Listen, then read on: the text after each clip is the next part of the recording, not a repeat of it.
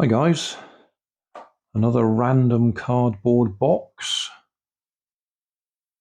Bacofoil. I've glued the ends together to try and give it a bit of strength, but we're going to have to cut this out so we can actually reach inside and get to the rubber band. For wheels, I'm going to use these CDs that I've got 3D printed hubs for, but you could just tape a bit of cardboard on the side because you need to fill in the gap in the middle so you can put an axle in. That's what that's for. But I have some that are 3D printed already, so I'll use them.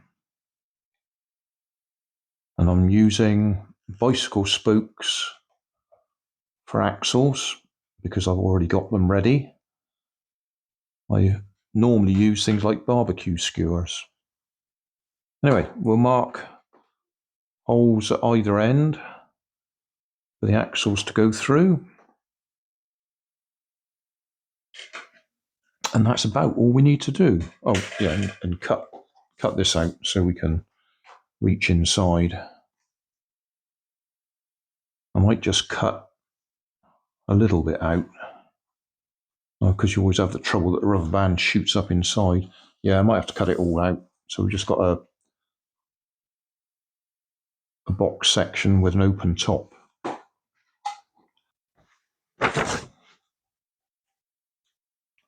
Right, random piece of paper.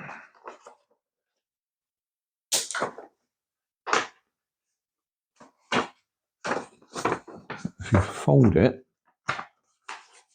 around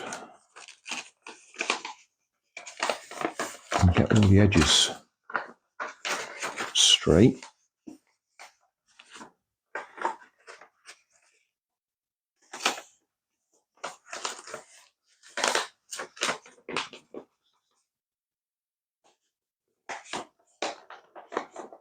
and if it lines up all the way around, it ought to be parallel all the way around.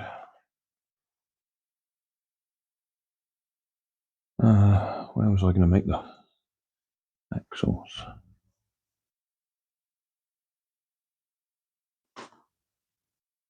Yeah, that one looks all right. Let's try that at the other end.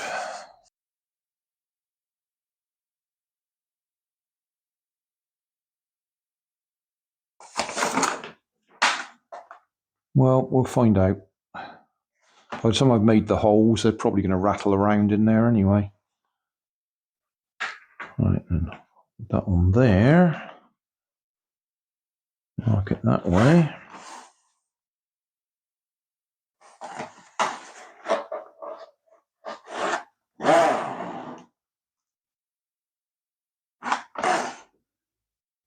Right, make the hole. I've got a Bradawl, which is a spike with a wooden handle. I'm going to go in there.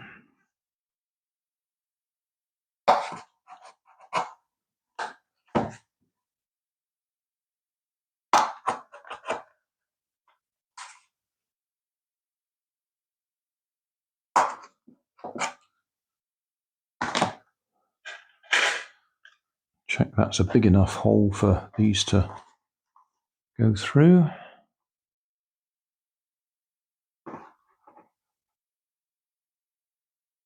Can't see it. There we are.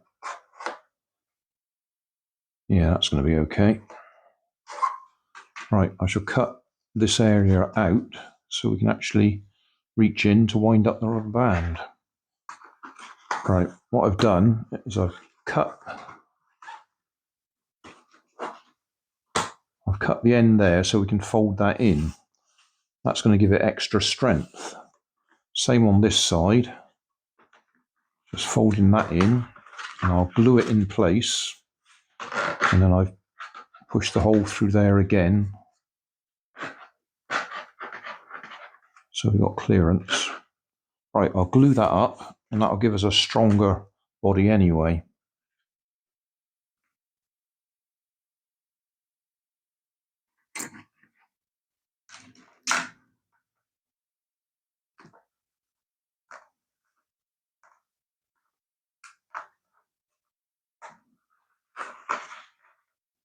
Right, I seem to make hard work of that.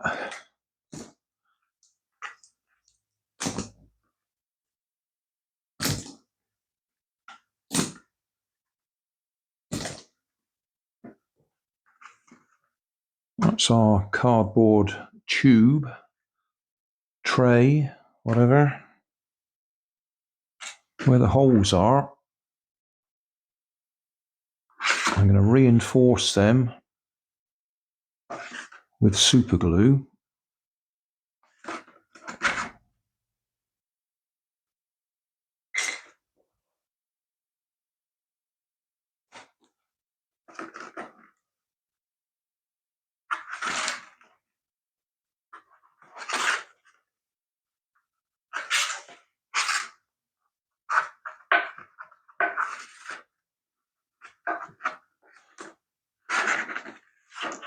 That makes it last longer. I've also pushed a hole through just here, which is where I'm going to connect the rubber band.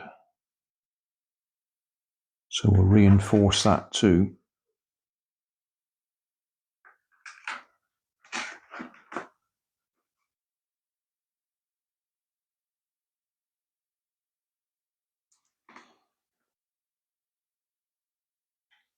Right.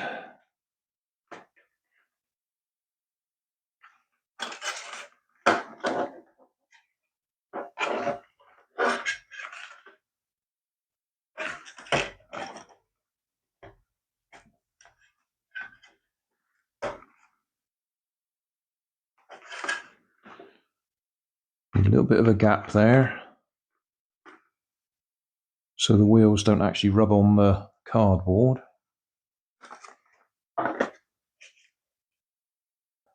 And of course we need some rubber bands.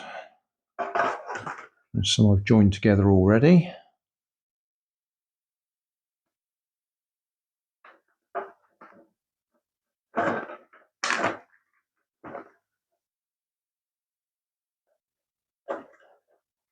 Through the hole.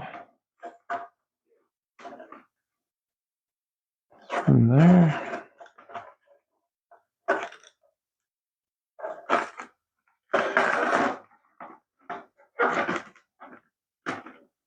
Right, that's going to be a little bit tight down there. So you can't actually see what I'm doing.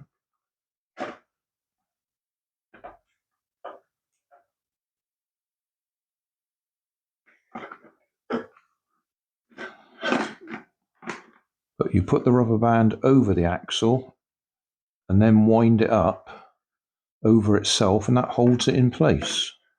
So you don't need a little T-piece to hold it in place for you.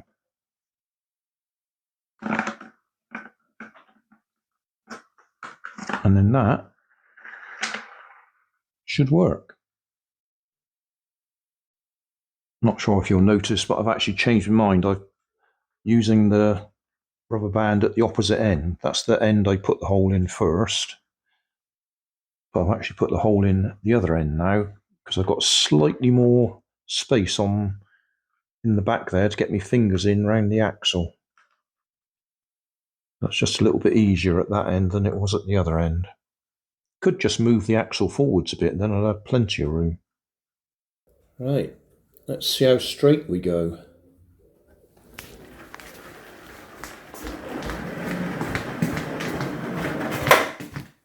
Not bad.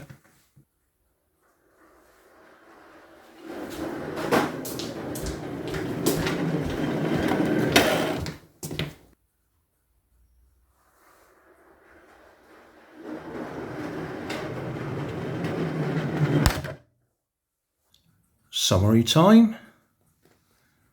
It works. If I was going to make it again, I'd put that axle further forwards, because I'm struggling to get my fingers in the back there to wrap the rubber band around it. So yeah, move it forwards about an inch so you can get your fingers in there. Other than that, it works. Another random cardboard box, rubber band powered car.